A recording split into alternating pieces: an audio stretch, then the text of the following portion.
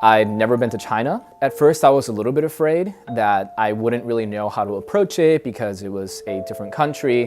When I first arrived in China, I figured there would be a big barrier between myself as an American student and these high school students who were native to China. But after no more than a day, I was really able to get a feel for what I was able to do.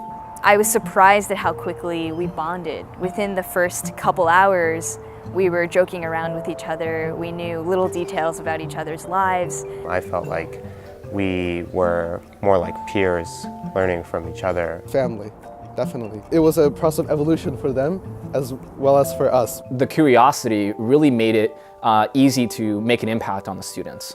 You get so much exposure to so many different experiences, and if you try to create projects together, you see a lot of different perspectives. That lets students learn from each other and lets you learn from the students as well. At the end of the program, you'll feel like you've also gained a lot of energy, a lot of intellectual energy, a lot of new ideas. If I could describe HSYLC in one word, it would probably be firsts.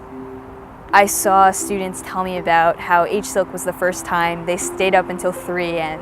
or HSYLC was the first time they made so many friends in a handful of days, or HSYLC was the first time they started reading material and really loved it. HSYLC was the first time they did research beyond the scale of a small project for school. They had to work together with each other, not by themselves, but they had to, divide up work to do between each other and then put it all together. They were dedicated to going above and beyond the expectations that I had set for them. In these kids, I saw a raw passion to learn the material that I was teaching. I saw the progression of some students from introverts to extroverts. From being very shy and very afraid to speak to finally speaking their opinions. And the most amazing thing is that apart from just the teaching, the seminars to the students, HSYLC really focuses a lot on building community. We also were housemasters, deans of these houses, and we led multiple activities where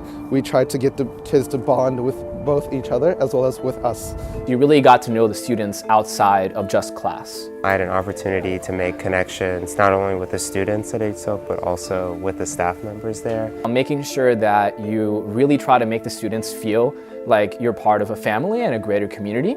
And I think that made the program much more approachable. You really are not just the seminar teacher that presents content and answers questions about something you're knowledgeable about. You also are a leader that has students who look to you for advice and look to you for insight and look to you for laughs and look to you for comfort. One of the things that surprised me the most about HSYLC is that even after the program was done, a lot of the students still kept in touch with me. I still talk to my kids to this day. And a lot of them came back to me telling me that they changed their opinions about what they wanted to do with life. If I were to go back to HSYLC, I would feel the confidence to be a leader from the beginning. I would feel confident in the fact that I am a student that has a bunch of valuable things to say, but doesn't need to compromise like a fun-loving, joking self in that process either. Try to teach or propose a seminar that you're really passionate about.